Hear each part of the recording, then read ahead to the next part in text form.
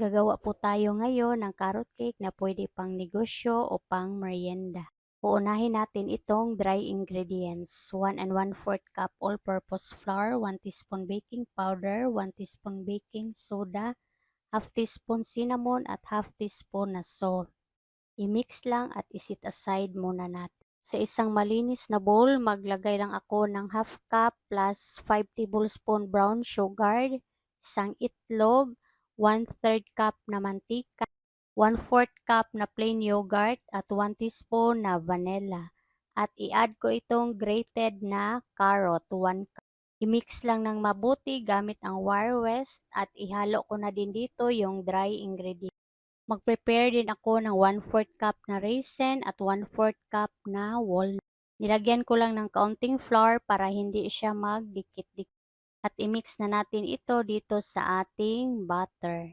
At dapat naka-preheat na ang ating oven. So i-transfer ko na ito sa ating baking pan. Nilagyan ko lang ng baking paper para madali lang matanggal ang ating cake mamaya. So i-bake ko lang ito ng 35 to 40 minutes.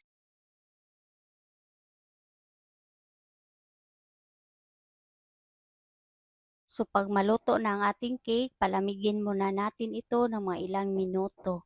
Pag malamig na, lagyan na natin ito ng frosting sa ibabaw. At ang kumpletong listahan ng ating mga ingredients ay nasa dulo. Sana tapusin nyo sa panonood ang video ito. So ayan na, tapos na ma-frostingan ang ating carrot cake at naglagay lang din ako ng grated na carrots at konting walnuts na toppings sa ibabaw. At ready na itong iserve ang ating carrot cake. Sana tinapos nyo ang video ito at nag-enjoy kayo. Maraming salamat.